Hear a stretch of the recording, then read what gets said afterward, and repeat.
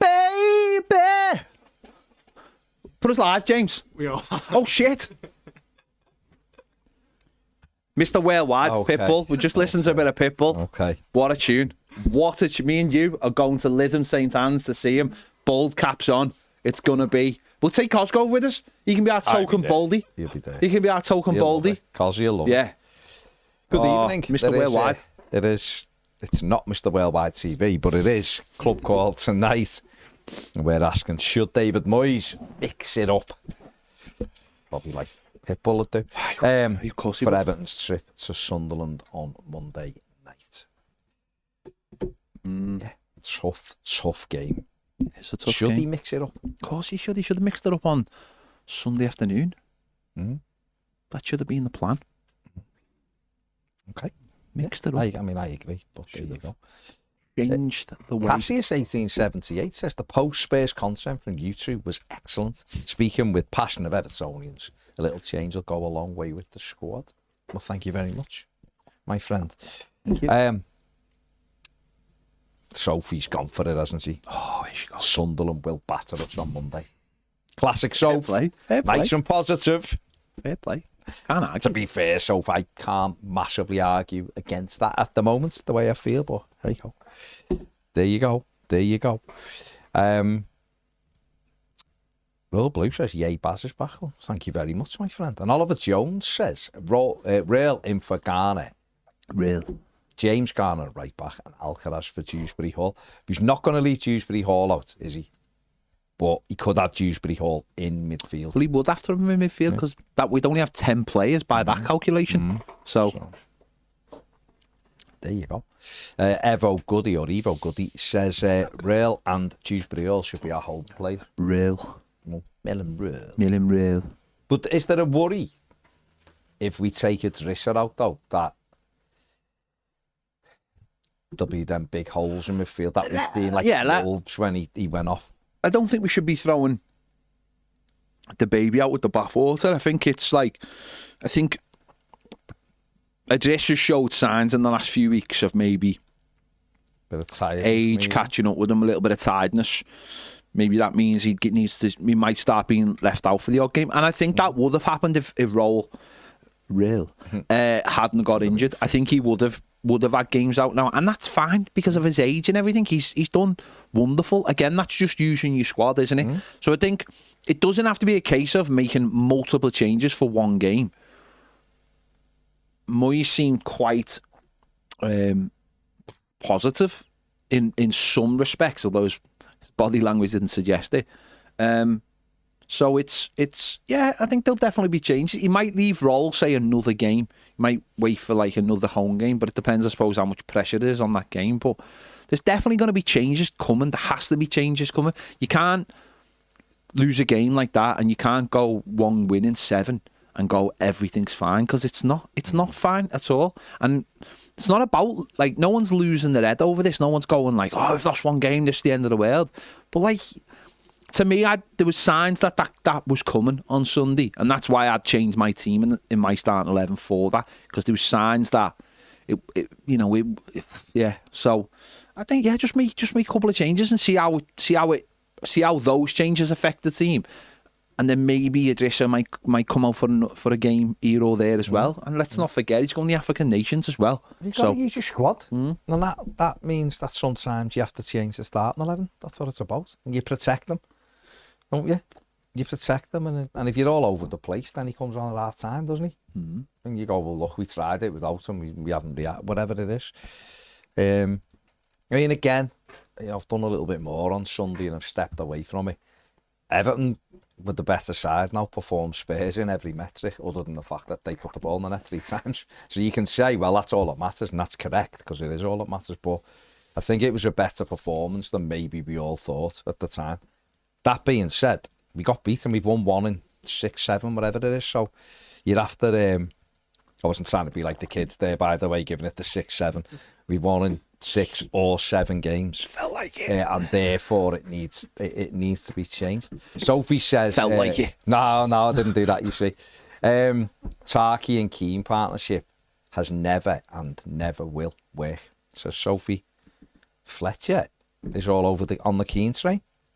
That's a bit much. Keane has impressed this season. Which Fletcher? Fletcher Birch. Why is he putting things in the comments when he's clearly going to be coming on for a call? I know, but I don't know whether he wants to speak. He might want to speak about Keane. I don't know. I don't know what he'll want to speak about. But probably best to just find out. Do it. Probably best just find out. Well, you say that, but you know you might have to. Once you pull the plaster off, it's done. You might just have to let him build. Let the room build. No, let's not. No, but remember last week we went straight in, no, not last week, the week before. We went straight in with Fletch, and we didn't let the room build. And then people come on and were like, "Has Fletch been on?" So imagine if we went through early, and then those people who were guaranteed Fletchers at like 5:10 have missed them. Because when he come on, he's, they're missing the big words and his mum shouting at him. So you got to be careful. Hey, that's true, isn't it? The longer we leave it, the more chance there is of his mum shouting him. And that gets everyone, it gets the blood pumping for Fletch. And it gives everyone that opportunity to see. I want his mum to shout, what is for tea, though? When she says tea's ready, I want to say, like, Fletch, yeah, chili con carne's ready. I mean, she hasn't got a voice like that, but you know what I mean. But we would like... I don't think you're allowed to eat that kind of foreign muck in Burnley. You might be. I don't know. Everything has to be boiled. Okay, maybe. Who knows? Yeah. Remember Ned's pub in Burnley? I don't think it's Ned's pub, but the pub where Ned used to go. Union Jack. The Union Jack Arms. They were ahead of the time. They were ahead of the time, weren't they? Remember, he was terrified, wasn't he? Oh. He was absolutely terrified. Poor little Ned. But, yeah. Interesting. Mark says, is there any plans to get anyone in from the 1878s anytime soon to find out where they are? How can we get them in if we don't know where they are? Good question. Yeah, we can try and get some to come in. Yeah. No problem, no issue. No one's asked to come in, though. Yeah. No one's asked to come in. So. But yeah. Good too. Kev, it is a pity that metrics don't win your game, but what I mean is sometimes we all see a scoreline. We overreact massively to the scoreline. And when you step back, you go, actually, they were the better team by some distance and we got undone. So then you have to look at why are we getting undone then. But also underperforming our XG by more than 3 goals. And that's a worry, isn't it? Because we're missing gilt-edged chance. We've seen it at the weekend. Beto missed gilt-edged chance again at the weekend. 3 yards out, 4 yards out, whatever it was. Missed kick in the first couple of minutes. Carbon copy of what he did against Aston Villa. After 2 or 3 minutes after Njai does brilliantly. Wasn't Njai got the highest XA in the Premier League at the moment? Probably. Well, we can all go, well, Njai scores, doesn't really get assists, but against Aston Villa, he went round Luca Dean like he wasn't there, rolled it across the 6-yard box. Beto missed his kick, or kicked it 1 foot onto the other. And then on Sunday, he went round Jed Spence and cut it back, and Beto misses his kick. There should have been 2 goals. Beto should have had 2 goals. And Jai should have had 2 Should have had an assist against Palace. And both games, well, he should, yeah. And both games might have been different outcomes. Everton had took the lead early on Sunday. Margins. You know what I mean? Then all of a sudden, you're 1-0 up. The crowd are bouncing. You're playing with a bit of confidence. Beto's got a goal. He's playing with that bit more confidence now because he scored and it's a weight off his shoulders. Can be a different game, can't it? But there you go. Absolutely. Right, let's wait and see what Fletch is going to enlighten us with right now. Fletcher, are you there, my friend? Good evening, fellas. Good evening. What do you want to say, mate? Here at my end. Yeah. I just wanted to start by I can hear myself playing back. That's an issue for you, then. That's not us. Yeah, you probably okay. You must have to maybe mute something, like so you can't hear yourself, but you're talking. Right. Okay. I'll grin and bear it. Okay, mate. Right. So, in terms of the team, yeah. In terms of Njai, Jack Grealish, and Drewsbury Hall, I wouldn't necessarily change too much to do with that. I think the primary goal from David Moyes' perspective now is to start Barry. Barry needs to start games. Yeah. And like, when it comes to mixing it up in the game, I like the idea of Jake O'Brien being at centre back. Okay. And Coleman potentially coming back for right back against Sunderland. I think that'd be a good game for him. A good opportunity. Okay.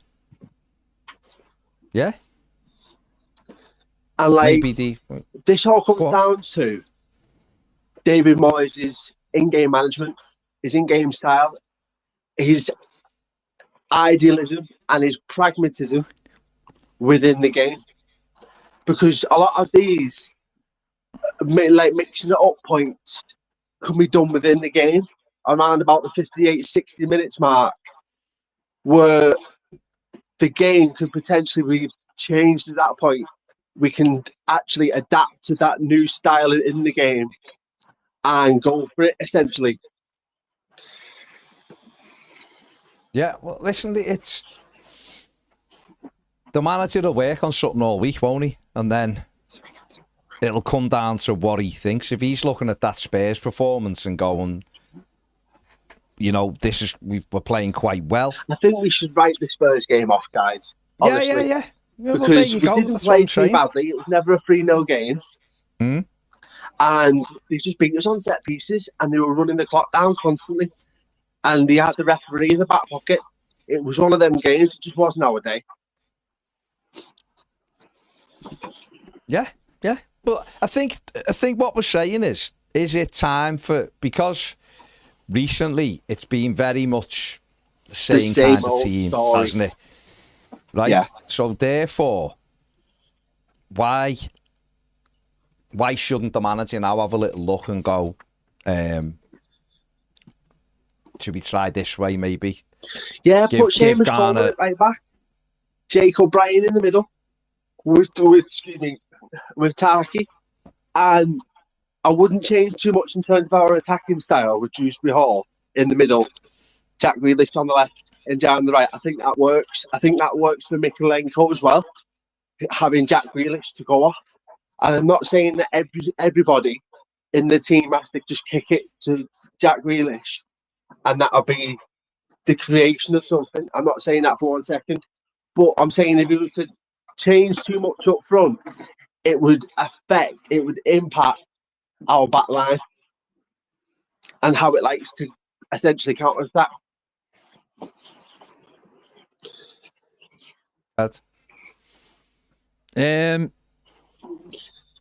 We need to start, Barry. We need to start, Barry, now. The problem is, though, we've said this. I'll be honest, Fletch. I don't disagree with you, but I'm not like. I honestly just don't think he's ready, and I think I agree with you in what you're saying, but I'm just worried, and maybe there shouldn't be any worry about we this. Need to invest now. I know that. I agree, mate. I'm honestly not arguing with you, mate. Honestly, I agree. I'm just don't think it's the solution either, though. I don't think it's like it's not like turning on a tap, but I do agree with you.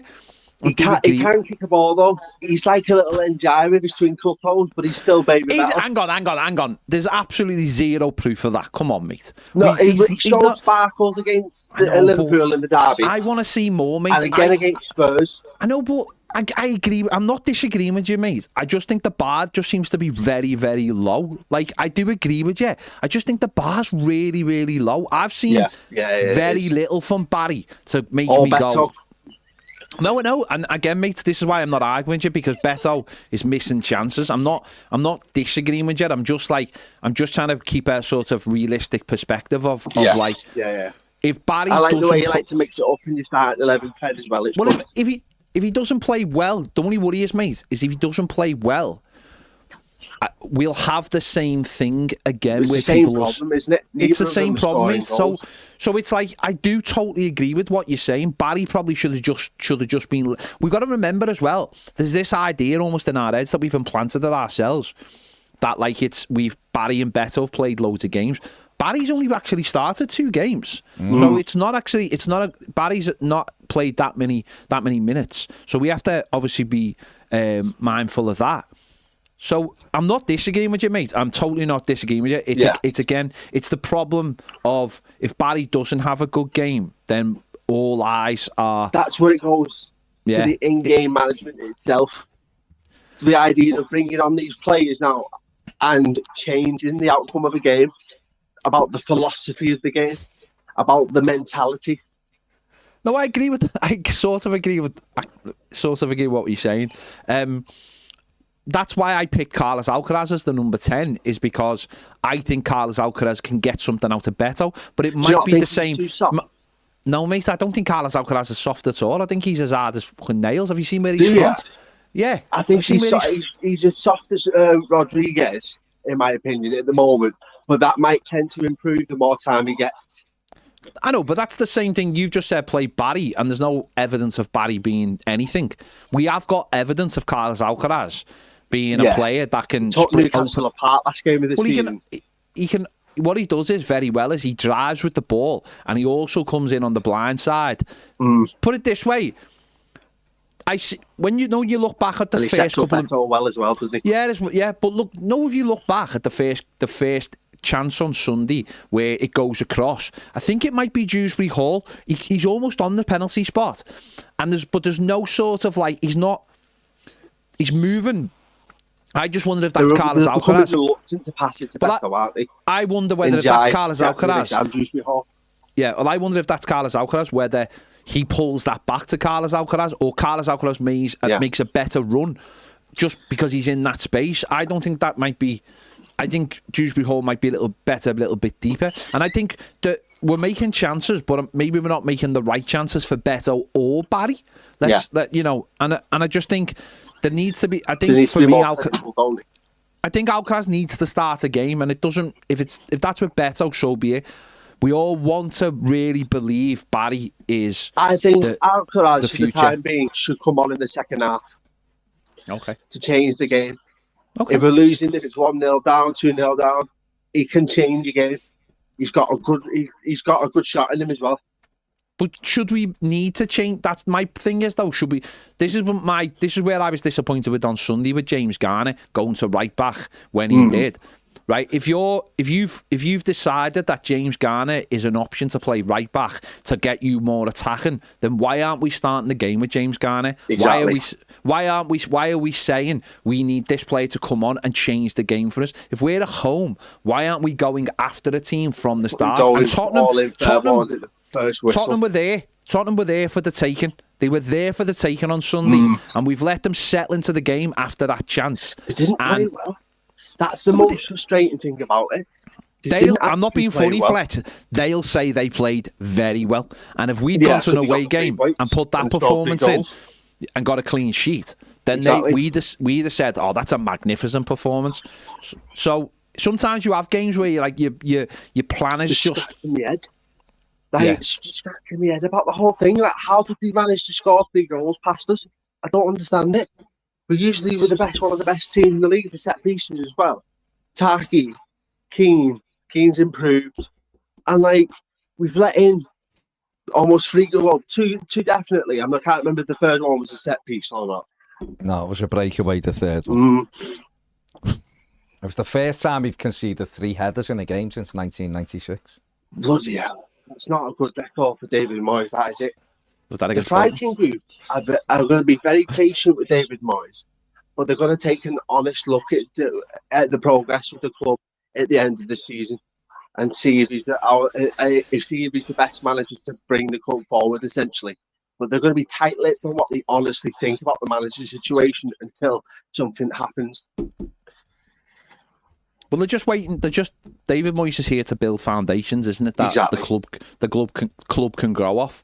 But that's almost like a double-edged sword as well, because that puts a lot of pressure on to do that. So it's all right, again, buying 3 young players and saying they're for the future. I know there's been Paddy Boylan's done an article today in The Athletic.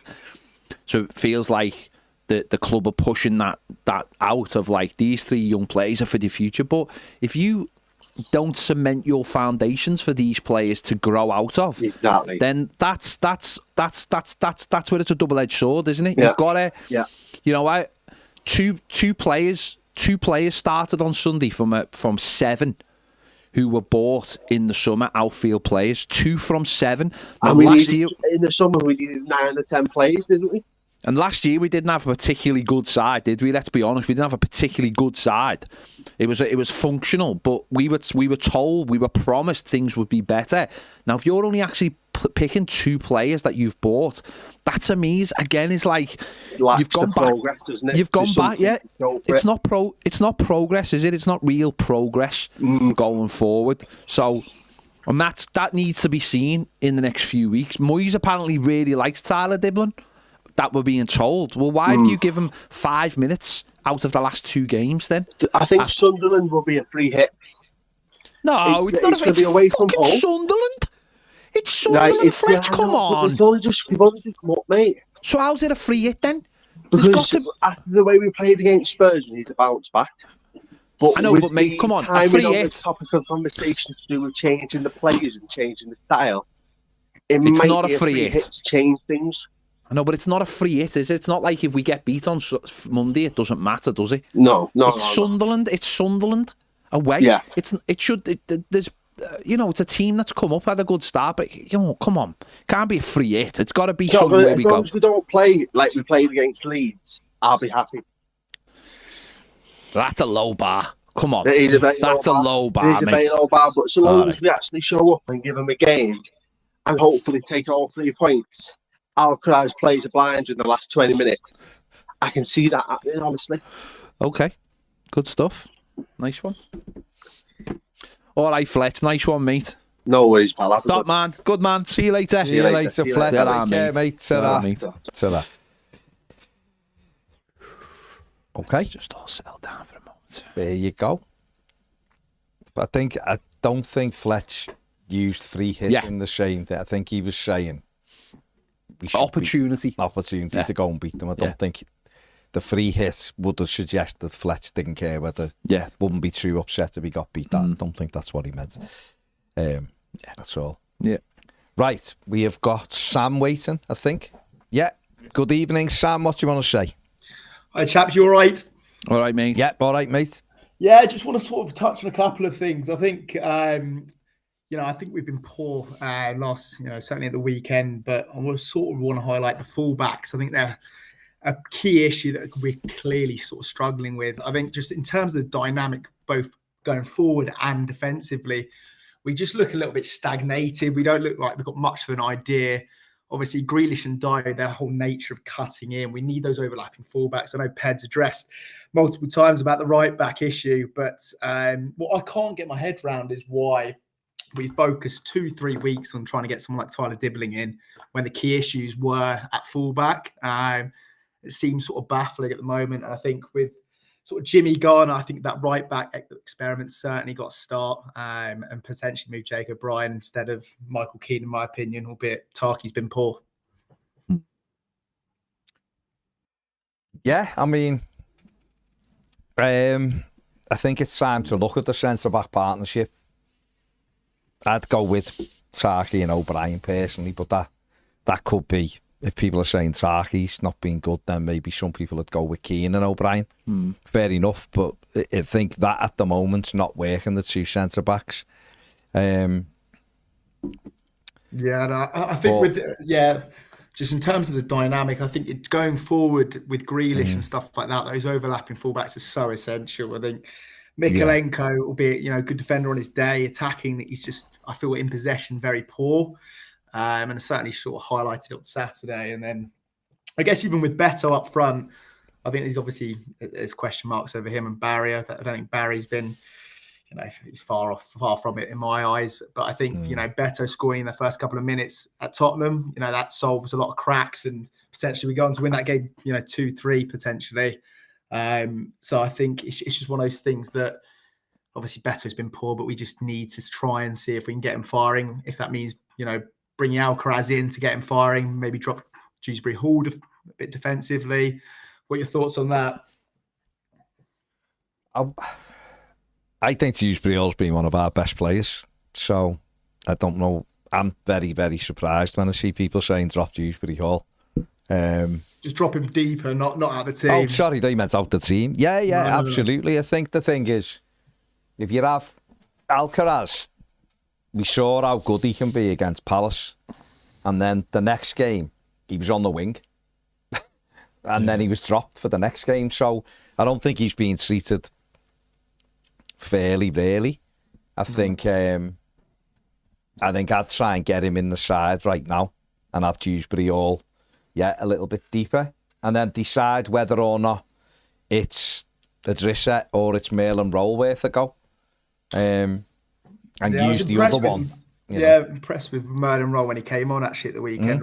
I thought he was very, very dynamic. It gives a bit of athleticism that we potentially are lacking in that midfield. Although Idrissa Gana Gay, he's usually known for his, running around and stuff like that. I thought he was a little bit, just needs a bit of help in there. I think Jimmy Garner's not the most athletic bloke, but very good on the ball that we probably certainly need at right back. Yeah, I mean, listen, right now, I think Jake O'Brien's done really well at right back over the course of the year. But I do feel like maybe it's an experiment that might need changing for now and maybe give Jake a go in his real position.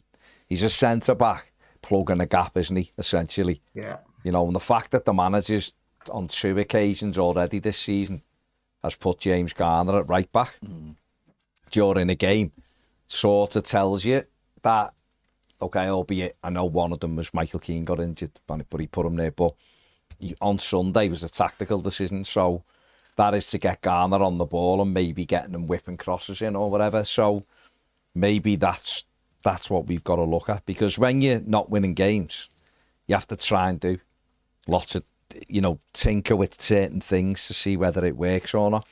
If we keep just setting up the way we are, the outcomes are, we're going to be playing on fine margins, aren't we? Regardless, because we are at the moment, but we're on the wrong side of those margins because we're not scoring goals. And if we were keeping clean sheets, you could really make a case for the defence is fine. It's the other bit, but we're not, are we? We've let, 3 in on Sunday. We let 2 in against City, Palace, and West Ham. It's dreadful, and West Ham scored against us. Even Wolves, who were woeful, got 2 against us. So it's not like, let's be honest, missing Branthwaite. Branthwaite's a huge loss, an absolutely huge loss. But yeah, I agree. I think, I certainly think Beto's, the chances he's having at the moment is certainly costing us in terms of the whole dynamic of the match and how it's playing out. I think this, the miss against Villa in the opening minutes, that's a bit, absolute sitter. You look at the City one last week, squared across, can he be a bit more, anticipate the movement a bit better, getting at the far post. And then again at Spurs, and, that chance, opening minutes, you score them with the crowd, you lift it. And that's the key thing for me. I think it's better that it's seriously costing the team. I think now, because we're losing games and stuff like that, it's sort of highlighting other sides of the thing, factors of the side. But it ultimately comes down, you've got a goal scorer who puts it 1-0. It's a complete different game, I think, even in the second game as well, Villa as well, even West Ham. No, but that's it, isn't it? If it was, I've said it before about Beto, right? If that backed him last season, I thought he deserved to go. Doesn't mean he's amazing, but he deserved to go, and he got his reward, and we scored key goals. And, we had a good end to the season and he was confident. But this season, there's been no time, really, where he's looked fully on it like he was in the second half of the season. He hasn't been aggressive. We've had moments, don't get me wrong, there's been spells in games where he's looked like, this is what he was like last season. But then he follows up the next game and he doesn't do anything. He gets taken off and it's one of them. So I think the thing with Beto is, He's not like a natural goal scorer, so he's not making those runs we're talking about into the box. The one on Sunday, if he just gambles on Ndiaye's cross, okay, flicks off Van der Ven, but if he throws himself at that cross, it hits him and goes in. And that was at 1-0. Even in the commentary, Darren Griffiths is screaming at him. Like, Is he, on the Everton commentary, he's screaming at him. Was he, He's like, yeah? you've got to throw yourself at You that. have to. You know what I mean? So even in the Everton commentary, they're like literally screaming at him. And you've got to, haven't you? You've got to be throwing yourself in at those crosses. They're ones you want, aren't you? They're one you want. It's basically on the goal line. Yeah. You've just hits it and goes in. An easy goal for You can't blame anybody else for that. You can't blame anyone for that kind of... That service is like... that kind of service is not service... That's the kind of service that got Dominic Calvert-Lewin the goals in lockdown. The pullback from the byline. And we've been saying that loads in the last couple of years. Like, where's that kind of goal gone from Everton? We're not pulling it back and we're not getting into the area. And it's at the end of the day, like you just said there, goals make the difference in games of football. They made the difference on Sunday. It changes the tone, doesn't it? The first goal changes the tone. If our goal's given, that changes the tone again. But if you're consistent, this is my problem, is we are consistently struggling to score goals of football in a game, and we have done that for the last few seasons, and it just builds pressure all of the time.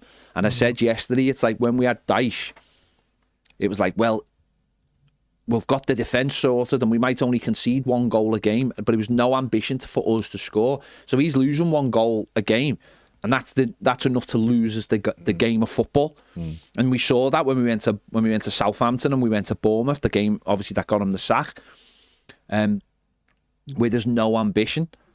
We've got an ambition to score, and that may be what's leaving us a little bit exposed at the back. And if someone's not putting in the goal, that unsettles the whole way, because Moyes obviously believes that this is the right way to play. He obviously believes getting it into Jack Grealish and Njai is the right way. I think we need another way. We need a third way, which is through the middle. That's why I'd play Carlos Alcaraz, and that's where Beto might benefit from. But the problem is, and this is again, this is football in a nutshell, isn't it? If we had prime Lukaku, we'd be in the top 6 right now. There's no doubt in my mind that if we had a striker like him, or a Yak, that we would be in the top 6 right now without an issue. We would have won 6 games of football this season for me without a doubt, if we had someone who could finish it off. So it isn't about, no one's sitting here, and I'm certainly not saying we played terrible on Sunday. To me, it's more like we're playing the same way we have all these other games, and the end result is exactly the same. And something for me has to change, and that might be changing the way we play to get more out of Beto, and say to a Grealish, you're going to have to start coming in a little bit more central. But you're absolutely right. This starts in the fullback positions, because you've got to... The job of a manager is to solve the problems he's got. And his problems right now is centre-forwards can't score goals. So you've got to look at every way. And for me, that, as I said, that starts in the fullback role. And I was very worried in the summer looking at both of that. Michalenko shouldn't get away with it, by the way, because he's a functional player, but he isn't good enough. I've said it 6 months into coming to Everton, I don't believe he's good enough. And that's never going to change. He's a functional defender now. Fair enough. He makes it very hard for players who come up against him. But if you want to go on to that next thing, look at like Luca Dean. Baz has just said it there. Players go past him like it's anything. It's so easy. But at the other end of the pitch, that's what he gives you. Liverpool fans, they're starting to find out what Trent did for them now, aren't they? They're starting to find out what he did for them now. Forget about, not being a very good defender. You put the balance in and you say, we have players who will accommodate you, will work hard to fill in your role, get back, because you're playing like another winger. And that's what fullbacks are now. And to me, it's, Baz has mentioned it, we've mentioned it a couple of times. So you're starting to say the quiet bit louder now, where you mentioned it before, you buy some of these players and at first you go, okay, fair enough, but you let the dust settle and then you go, why did we do that? Why did we spend all that money on that player when there was a glaring omission in the team? And that's either right back or left back or centre forward. Yeah. And it's great having these players. It's great having players for the future. I understand it. I understand Barry could become... We could have bought a centre forward in the summer who might only play for a year or two, and his ceiling is only, this. And Barry's coming, and if you let him get through the pains of the first 6 months, his ceiling is much higher. But it's where you are right now, isn't it? It's whether you've got those other players who can cope for that year. And that's the little worry to me, is that I'm not 100% sure that we've got the players who can do the things we need them to do. Hopefully we have, and hopefully it is just part of the learning experience for David Moyes. But I just feel like there's some glaring omissions that as a club we just completely... We're in a situation now where either playing a centre-back at right-back or we're going to play a centre midfielder at right-back. I find that just baffling. Like, absolutely baffling. When you've got two right-backs on the bench, and don't get me wrong, I don't expect either of them to play, then why didn't you get rid of Nathan Patterson? Get rid of him. Let him go. Let him get on with the rest of his career and say, we're going to find a right-back who can fill that role for a year or two, just as a stand-in. To have a centre-back or a centre midfielder playing there, I find that mad. Really do find it mad. Agreed. I think the writing was on the wall for Patterson, especially pre-season. He was rubbish in America. I think Moyes should have just got rid there and then. He probably tried to. But you look at even Villa, and I mean, Matty Cash and Luca Dean. Cash's goal at the weekend for Villa against City. I mean, that's a right back cutting in on his left and smacking it past Donnarumma. Yeah. You know, you wouldn't imagine Jake O'Brien, let alone Vitaly Mikalenko, doing that on his right peg. But, you know, it's just that dynamic. That's when Everton have been thriving. You know, you look at the day, James Coleman Prime, Leighton Baines, that's where proper fullbacks. And then touching on that better point again, I completely understand that's a massive issue for us. You know, even in that Palace game, it's a sitter of a miss. If Jack Grealish is not there, that's all over in the news all week on Twitter, that miss. Mm-hmm. But what do we do? Do we stick with him? We obviously have to. I don't think Barry's absolutely anywhere near it.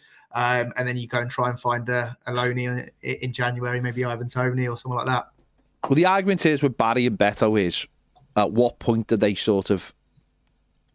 what point have you seen enough to say there's just no point playing Beto? I suppose that's the thing, isn't it? It's when you decide there's a crossover and you can, and I don't know if we're there yet or the manager believes we're there yet, but it's at that point, isn't it? Barry has to do more to get himself to that point, and this is where I'm disappointed in Barry, because I just feel like if he played every game like he did when he come on Sunday, then he would be starting out every game for us. But in other games, certainly that first half against Crystal Palace, he looked so lightweight, and his attitude just didn't seem to be like one of a player who looked like he was willing to try and fight through it. He just was like throwing his arms up and what do you expect me to do, and instead of fighting for every ball. And yet against Spurs, when he come on Sunday, I thought he had a completely different attitude of, I'm up for this. Just trying to get the crowd going. I don't necessarily agree with that when you're not having the best time, but maybe that's him internally saying, come on, look, I am trying. If you go with me, I will give everything. If he does that every game, he'll find himself starting games soon without 100%. Any issue. Yeah, because we know. Yeah, well, Mail and Roll. We've said this week. Look how excited Moyes was when Mail and Roll had done 2 weeks of training. He was like a little kid. He was like, oh yeah, I've got it. Look at this new toy I've got. He couldn't wait. And obviously the injury was a setback. But we haven't seen that kind of body language about Dibbling or about Barry, really. Not even about Carlos Alcaraz, to be honest, and he signed him. We haven't seen that quite that, but Mail and Roll, he seemed very excited, so I think that's where Mail and Roll will find himself into the team sooner rather than later. It's because Moyes is like, he's not bringing on Timur Aburam as much, and Carlos Alcaraz has been sort of squeezed out, so I think Mail and Roll will find himself in the team very soon. Yeah, and final point from me. Are you guys worried about Tyler Dibbling? I mean, I personally am a little bit like, we spent a critical period of the window looking and negotiating with Southampton for him. And, you're 2-0 down to Spurs and you're not bringing him on. It seems baffling. He's either, they've scouted him and he's nowhere near what they thought he was, or, there's a problem there. I get, Iliman and Dye and Grealish, they've been on form, but you've got to fit him in. You can't have spent 2-3 weeks negotiating for this star player that's taken a huge portion of our budget to not play him. I don't know. Worries maybe is the wrong way. Am I worried about the play? I'm not worried about the player, because you buy what you buy, and if he thought he was ready to make that step up, then mentally he should be ready for it. And I imagine he's probably got like his family up with him and stuff like that, you'd imagine, around him to look after him. And I hope that is the case, because far too many young players have come to Everton and have been left alone. And it's not been good for them, especially the pressure. You know, he's not. I do find it strange that he played the first half against Palace and he's only played 5 minutes since. I do find that strange. There are reports that David Moyes really likes him because what he's seen in training is impressing. He is going to play games in December when Njai goes to the AFCON. Yeah. So is it just a case of actually it's not the worst thing in the world because he gets to bed in at Everton without that pressure on him? I don't know. It's a different kind of pressure.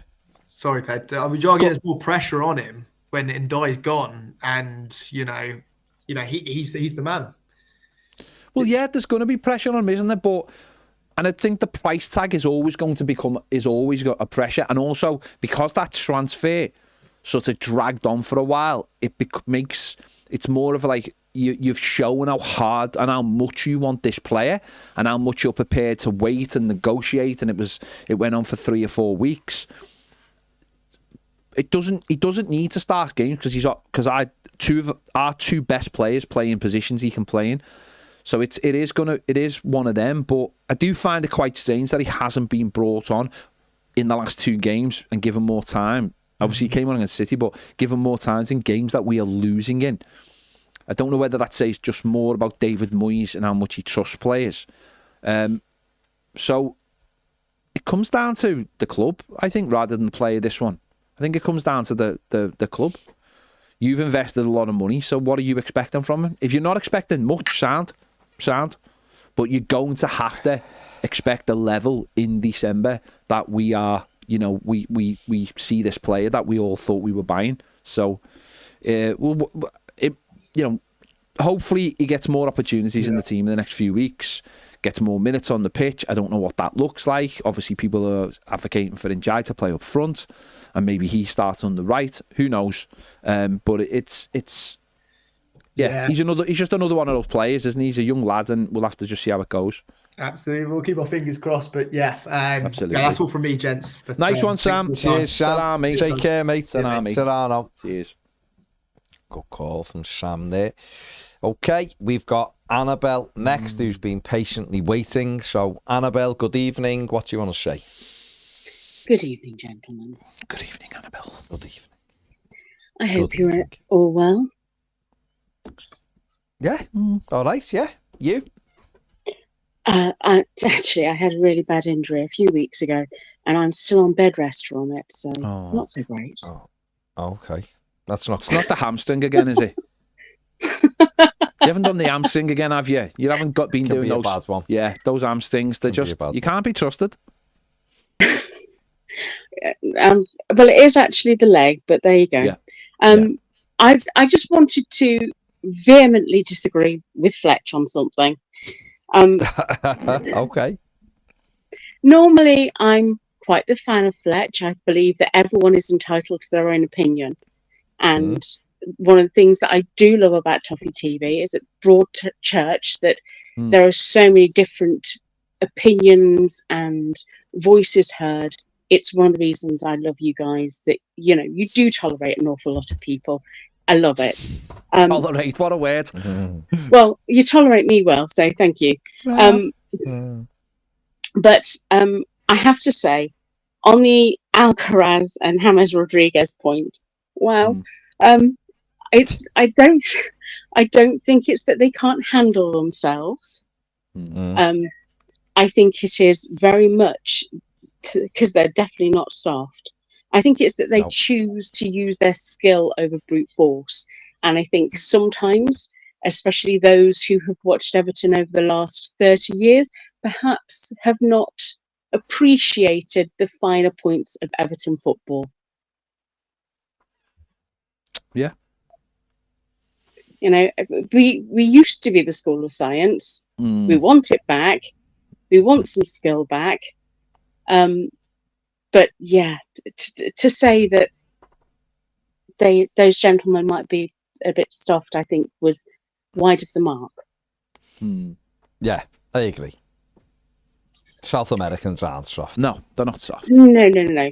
And one of the reasons that we all enjoy watching South Americans play football is because they do have grit and determination, but they have silky skills. it's why they are widely respected in the football market. Correct. Absolutely correct. And as for Sunday, I don't think it was as bad as the scoreline suggested.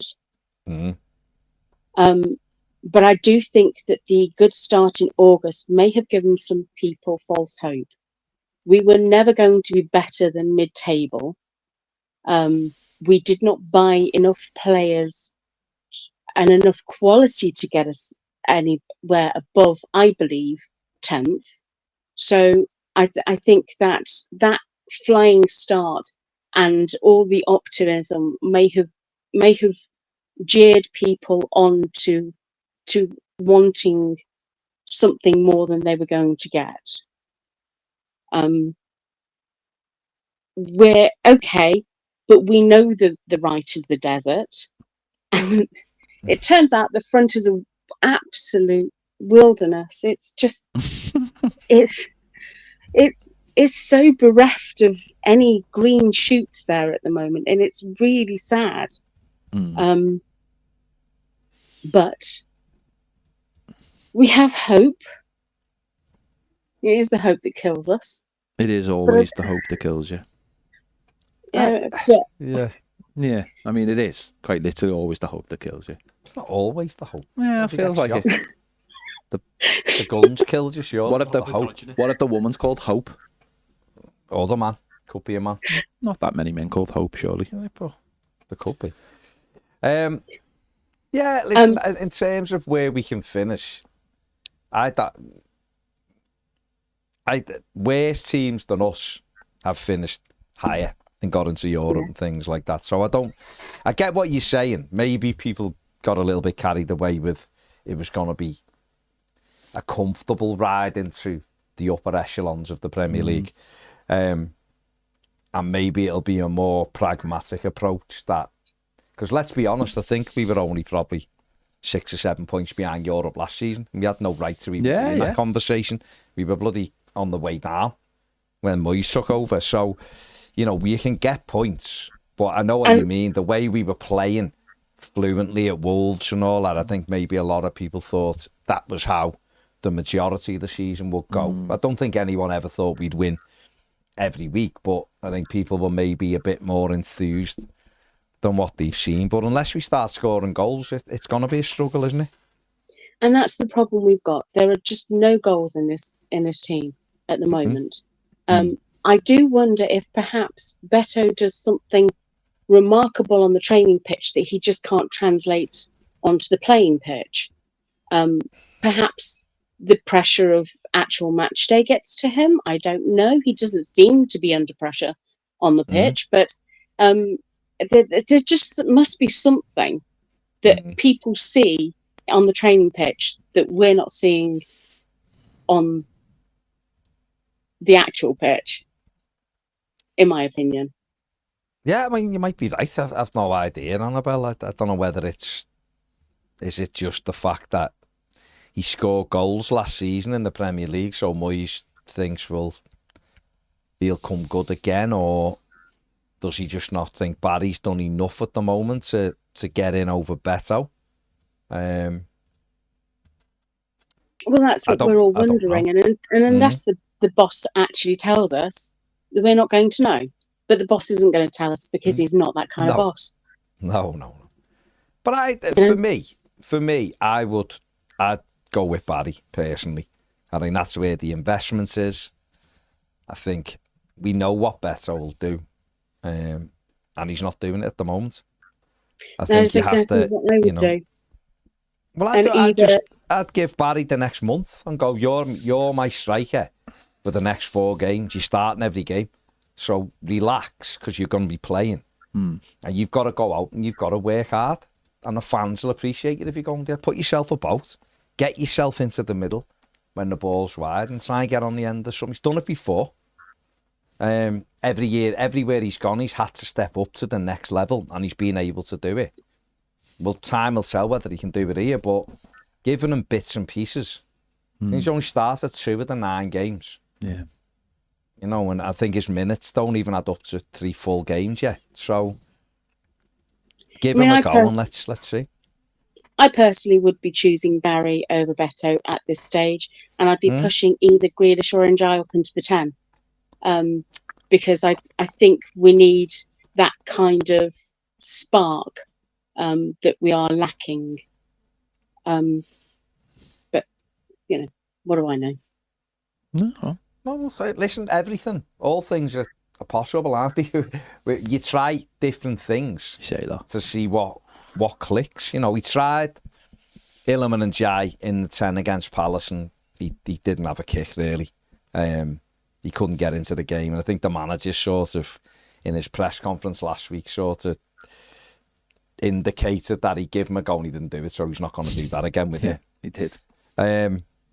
And therefore, why not try Jack Grealish there? Or why not just try Alcaraz there, who's very good in that position?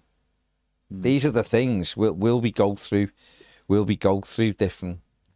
You know, I think sometimes you can got a squad of players and you can look at players and think, well, he's not been doing it, or he's this or he's that. But you've only... And Moyes has done this before. Sometimes you stumble upon something that just works for everybody. Yes. He done it with Cahill all those years ago. Remember Cahill's first few games in the middle of midfield, and he looked miles away, and you were like, I'm not sure he's going to do anything. Next minute, he's off the striker and he's brilliant. My memory of Cahill in the first few games was him looking like Bambi on ice. People will look and go, and he can't run. He's not very skillful. Didn't he score in his first game? Huh? Man City. Wasn't his first game. Well, that was his first game. It was like the 5th was game it? or something, yeah. Okay. So, I thought he went to the Olympics and then come back and... we played against...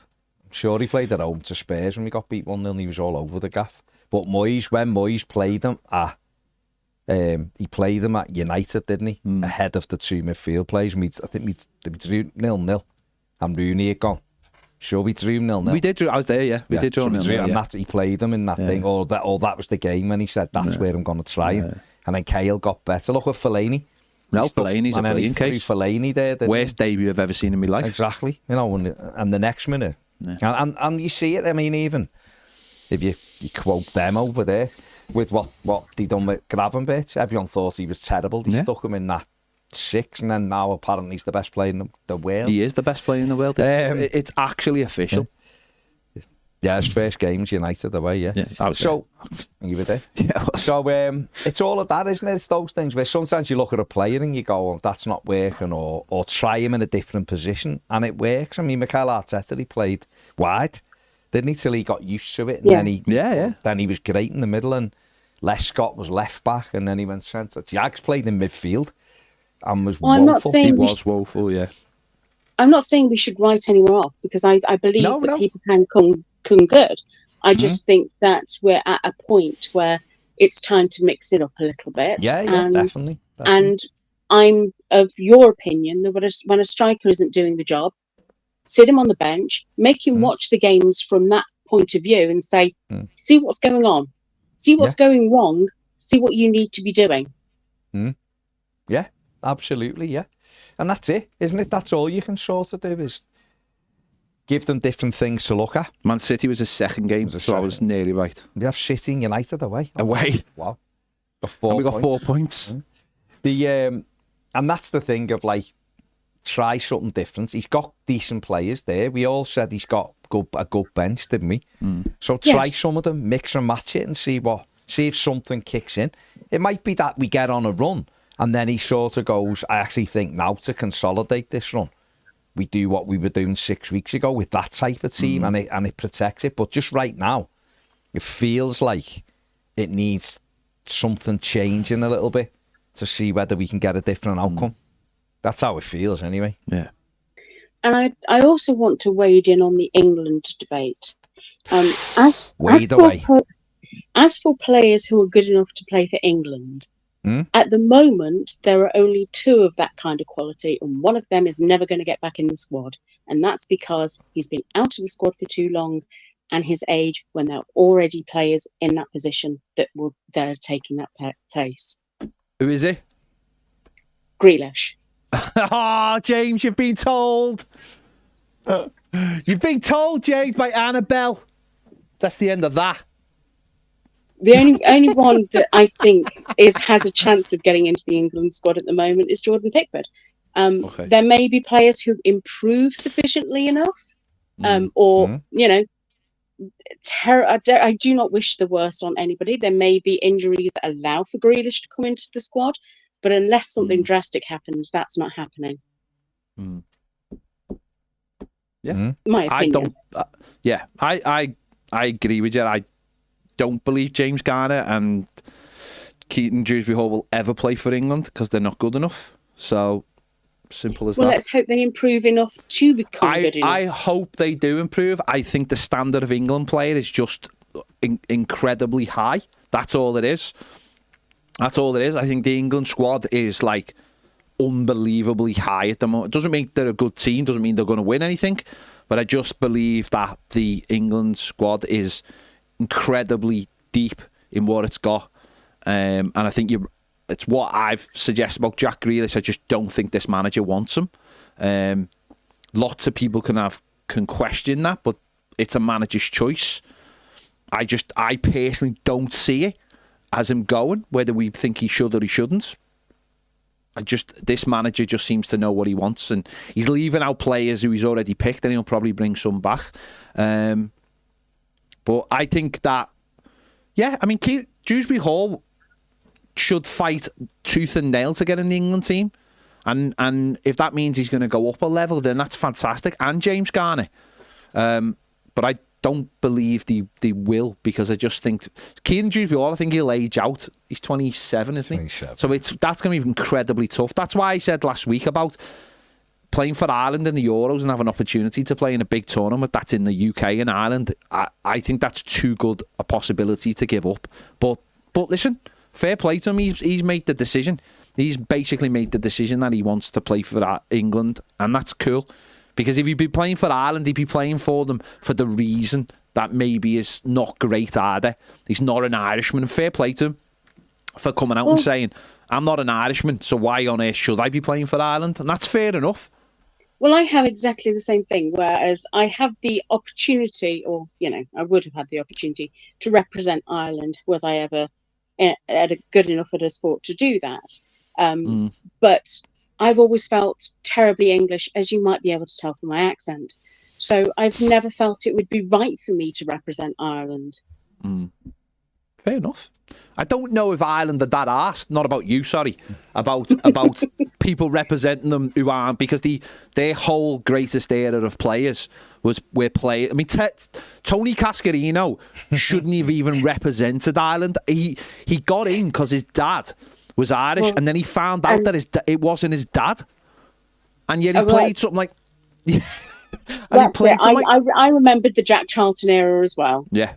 Exactly, but no one, they got to World Cups and Euros and '94. Their fans had a great time. They had a great time. That's all those players felt. I imagine Aldridge and all those players felt Irish, so they loved it once they embraced it once they got there. And their football is littered with players who know that they're not going to actually get into the squad that they were born to represent. However, they have other opportunities for international football. They take them. Fair play to them. That's their right to do that. I would. I would take the opportunity but I'm not one of these players, and if any of these players believe there's a time you get in your career, isn't there, where a lot of players go, they look like they could play for their the national team they were born to, and then there's a point where it's like, you're never going to play for these. And we see it with players who play for Jamaica and Adam Ololukoman, when he decided to play for Nigeria. That's what I just meant. Yeah, they understand. They get to a point in their career where they're like, I'm never going to play, or they believe that's the country they want to play for anyway.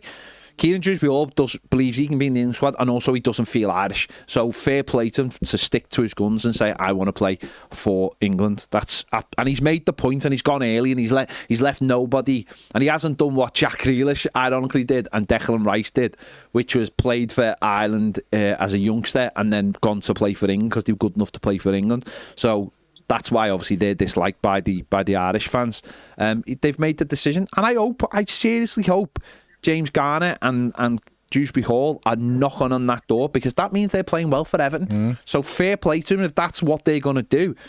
But you've got to prove it, haven't you? You've really got to prove it. You've got to get to that level, and I think that bar for England. International duty does actually provide an opportunity for players to improve and to be on a level that they might not be at their club. So I can see why players would want international duty and to choose other teams.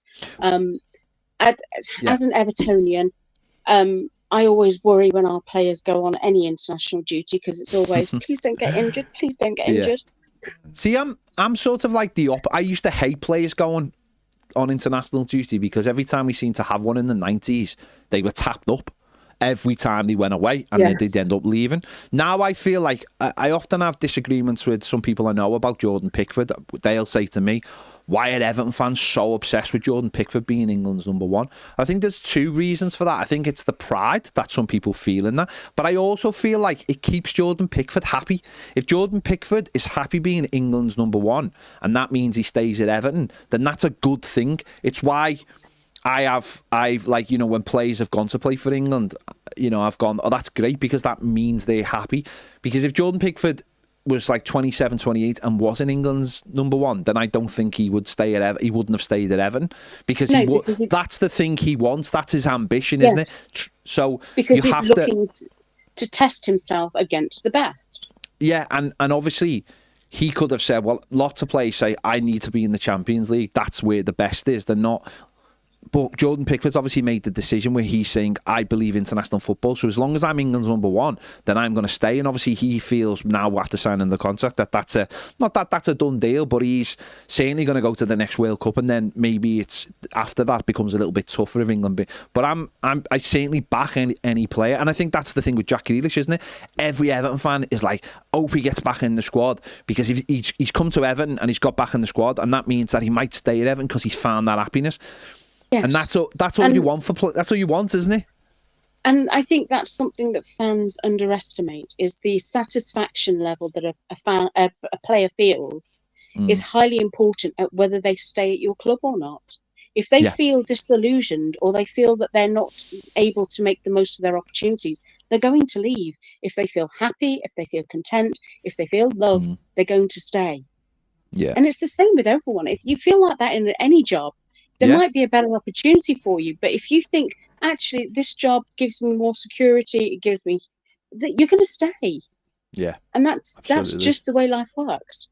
Yeah, absolutely. It doesn't have to be a better opportunity if you're already happy. And like you just said there, you can keep players happy, and if that's what they're searching. Kieran Dewsbury Hall was literally a Club World Cup winner, but it wasn't enough for him, because he won. You talk about Grealish leaving. Dewsbury Hall left Chelsea and he just won the Club World Cup, but he obviously didn't feel like he was. Obviously, Chelsea had a certain way of pushing you out the door, like quite literally, they push people out the door. It's like, nope, you go and train on your. I mean, Sterling's still just doing nothing, is he? He's like literally doing nothing, and he made that decision to come to Everton because he wants to play and he believes he's got a chance of playing for England. So now is the time to do that. Exactly, players want to play. When people are going, why would he go? Lee Dixon, well, why is he signed the cup? Because he's very happy and believes he can. He's striding to get his happiness is the most important thing. Jack Grealish, Dewsbury Hall, all these players, keep them happy, build a team. Hopefully, if they're playing with better, Dewsbury Hall needs to be playing with better players at Everton as well for him to maybe go up a level, and that's important as well. If this pandemic taught us nothing else, it taught us that being satisfied in life and getting a good work-life balance is incredibly important. Absolutely. Yeah, absolutely. Agreed. Anyway, that's Thank you, Annabelle. Thank you, Annabelle. Take care. Have a good evening. Bye. Remember to like and subscribe, and don't premiere. Thank you, Annabelle. Thank you for the advert. Thank you very much. Bye. Goodbye. Right, and our final caller of the night, who's been waiting patiently as well, is Ben. So, Ben, good evening. What do you want to say, mate? Good evening, sorry. It's all right, same thing. I was going to reiterate what everyone said. There's been some cracking callers tonight, I think. And reiterate what you said as well, Ped, about England. Well, Jordan Pickford especially, because he comes from the northeast of England, where it's very nationalistic. And it's very... They've got so much pride in their players playing for England. But with Jack Grealish, I think, in our case, Evertonians' sake, if he's playing well, then he's got a chance. I don't think he will, was obviously the managers don't fancy him. But also from a French standpoint, because I was born in France. My mum's English. I've come over here. It's only later in life I found out that I'm half Algerian as well. So Fair play. If you don't know you're a bit Irish, in Kieran Jules' sake, you're like, what the bloody hell do I want to pay for them for? You know what I mean? That's because also my great grandfather's apparently Irish. I didn't know that either. I'm like, well, I wouldn't play with them. So I'd play for France, or France first and England second. But then later in life, I go France, Algeria, England. What a choice if I was you've had. good enough. It's That's basically my Zidane. personal. Yeah. What an incredible choice. I know. It's It's just a pity you were crack at footy. Tri-national. Get up when it comes to the World Cup. World Cup. But We were literally listening to that before. but also with Tiano Barry, was it the Euros in the summer, wasn't it? Yeah, The the under 20, 21s, yeah. 21s, yeah. And he wasn't even fancied as a first choice starter. You know what I mean? For France, They're no. the But they do have 16-year-old geese on. They have. I mean, you have proven they have a credible level of depth though to pick from, which you've obviously proven. You know what I mean? That stopped you. You know what I mean? So, It's It stopped me, in my tracks. absolutely in your prime. I was, yeah. Yeah, I know. it feels like you and Benzema could have been up front. It feels like that. You know what I mean? I know. Well, I'd get my mate Karim and saying, "Oi, Zizou, come with us." Karim. Fair play. Yeah. He was Algerian. Yeah, He was. yeah, absolutely. And the Algerian goalkeeper is Zizou's Algerian. Zizou's oldest son. Is he? Yeah. Why do great players? Yeah, Is this because goalie, yeah. great players, their kids always end up goalies? Pele's son was a goalie. Is it just because but they're like, I can't be as good as him? But his youngest, Elias Zidane, is absolutely unbelievable. And he played in the Under-20 World Cup. And I would say, if we sell Braithwaite, get him in and get another one in. He's unbelievable. Get another one of Zidane's kids in, or just get another No, player. just Kids another has he one in. got who we can get? If you see him in the semi-final against Morocco won on penalties, but you watch his penalty, Jesus Christ, and the way he's singing the ball about, it's incredible. But I digress. Yes, Yeah, you did. Going back- slightly. Yeah. Yeah, going back to Everton. No, going back to Barry. Sorry, it's like it's different country, definitely. And Right, Villarreal, Definitely, we can all agree. We can all agree on that one. yeah, that's clear and obvious. Yeah. But it takes a while for young lads to adapt to a different country. And also, Actually, hang on. I don't agree with that, because lads who get off a flight to Benidorm, it doesn't take them any time to adapt to that country whatsoever. They go straight that's in. not football. That's drinking and getting on the what's it in it and looking for birds. Come on, that's a different sort of sport. Heads. You're digressing now. I've never been to Benidorm, mate, in my life, and I will never go to Benidorm. So let's just You put don't need to go to Benidorm. You just speak English. When I go to Spain, I want to speak Spanish and learn some of the culture. I like that. I like get on the Duolingo. Come on. The Tuba But when I went on holiday with my family, when I was a nipper. Yeah. We went to just outside Barcelona. They hardly spoke any English at all. So Yeah. had to learn. That's because it was Spain. And it was Barcelona, it's the But Basque. Catalan- No, the Catalan as Catalans. well, Catalan. Yeah. Basque, Catalan. You had to learn that Yeah. as well. For a minute there, I thought you were going to say you'd been on holiday to France, but you'd misremembered. That's just where you lived. That's where I was born. Je suis né à Paris. Your Absolutely. favourite place? Listen, I love it as well, mate. I love it as well. Yeah. See that? But anyway, about Barry, fucking hell. Yeah. He's never even going there, are we? Where else do you want to go on holiday? Go on. But I'm like, it takes a while. And plus, the physical aspect of the Premier League compared to La Liga is night and day. Yeah.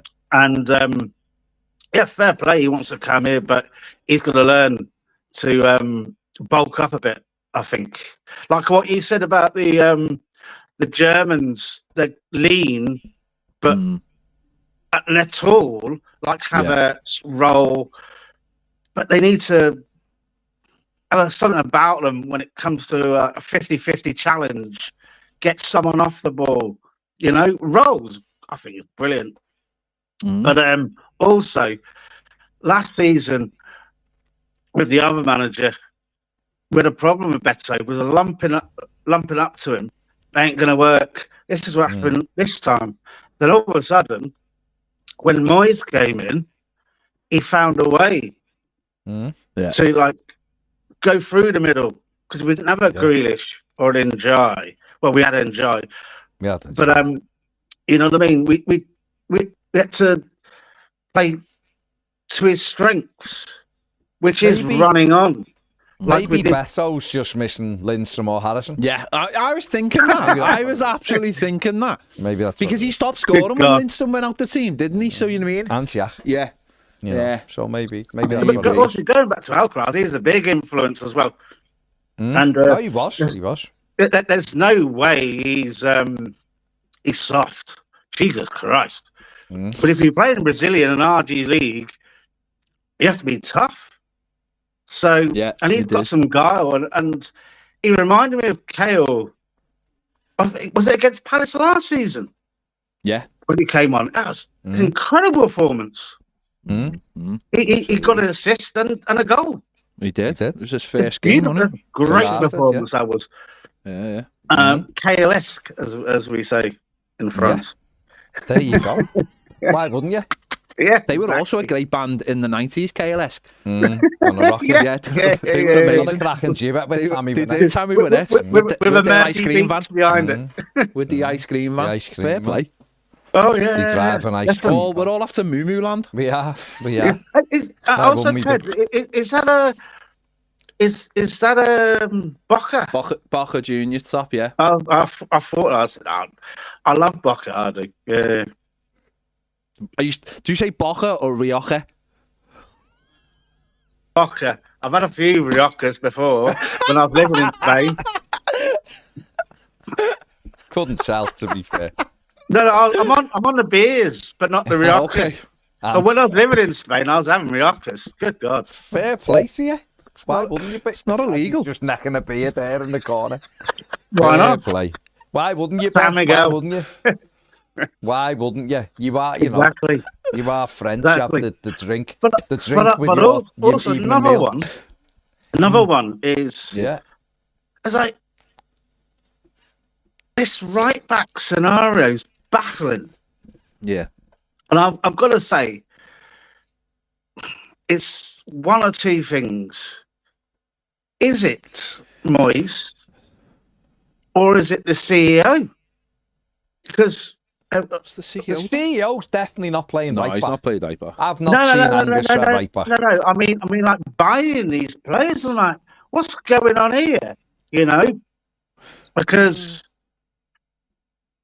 they go for Tete, then there's nothing. But wasn't Tete just an opportunity? Wasn't he just an opportunity, though? Possibly, but then surely that's been... It clearly is, because I know you, Baz, you can your missus must hate you because you must be watching loads of bleeding football all over all over different places in the world, sourcing these midfielders, pacey right wingers and all sorts. I've seen your videos with James; it's been brilliant. And at the end of the day, mate, then all of a sudden the recruitment can't see the woods from the trees. Yeah, you know, it's like must be Premier League. It's back to fucking Dyche again, isn't it? What's weird is, what I do find weird is they looked at the possibility of buying a right back on deadline day. And I do find that odd, that why wait till then to make the decision? No, why wait till then to make the decision? So you've gone for the first day, nothing. Then the last day, like, what the hell's going on? Jack in a box. Well, maybe they spent the money elsewhere and then they had some money towards the end and just thought, if we can get one in, that'll make a difference. If not, Jake O'Brien will do it. And maybe that's how it was. Hindsight's a great thing, isn't it, really? Yeah, of course. Played as well. I thought it was like a B minus on the recruitment stage. But now in hindsight, it's like, bloody hell. Hardly anyone's playing. I mean, geez, fair play. Grealish, Alcaraz. Yeah, I know we bought him, but he's hardly playing. Diblin, Jesus. And going on about like Njai and Ghana Gay clearly going to the AFCON, but they're going to have to get some minutes. The Diblin, more than bloody 5 than nothing, you know? I think we'll only know, Ben, in about February, March, whether got a month and a half, you know? No, we know, but and then what I mean December, it's thick and fast. What I mean is, in terms of the recruitment, I think we'll probably only know whether it was good or bad or indifferent or whatever in about February, March, when enough time's passed for Roll to get. If Roll gets in the side and then's playing, and then Barry gets on a, Barry might get on a run and grab a few goals, and then Dibbling forces his way, and then you'll start going. It's actually brilliant recruitment. That just now we can question it, can't we? In a bad way, you could actually blame Harrison Armstrong. But I was watching one game. I don't know if it was pre-season or maybe the Mansfield one, where he could have laid it on a plate for Barry. Yeah, and he didn't. And then he laid it on a plate for Blean Beto in the second half. So, Harrison, sort your head out. Although he's had a good... Well, he's just gone off to Preston and is basically tremendous. So right, there you go. Yeah. Fair play. Yeah. He's been sent to Preston. He'll be in our first team. Rather than Coventry. Well, yeah. Right, Ben. Nice one, Ben. Yeah, cheers, lad. Man. You go and have another beer, my mate. Take it easy. Well, whilst I was waiting, I went in the fridge quite a few times. Fair play. Yeah. Hey, why not? Fair enough. Why not? Yeah. The kids are good. I'm not juggling them anymore, so it's all right. That's good. Yeah, don't juggle your kids. That's probably not great, the outcome. Not it's when too you've had a heavy beer. Juggling them. Exactly. Exactly. I'm getting old. All right, fair lads. play. All right, Zizou. Take care. See you later. Cheers. Ta-ra, mate. Bye-bye. Ta-ra. Au revoir. See you Au later, revoir. mate. Au revoir to Ben. Yeah. Ben's having a good night. He's having a It cracker. seems. Right. I can still see him. It's worrying. He's just happy. He's happy. Very worrying. Right, there you go. That is it for another club call. Thank you to everybody who called in. What a Loads of mixed bag. brilliant points. Entertaining as always. And we'll see you all tomorrow. Take it easy. Bye. Bye.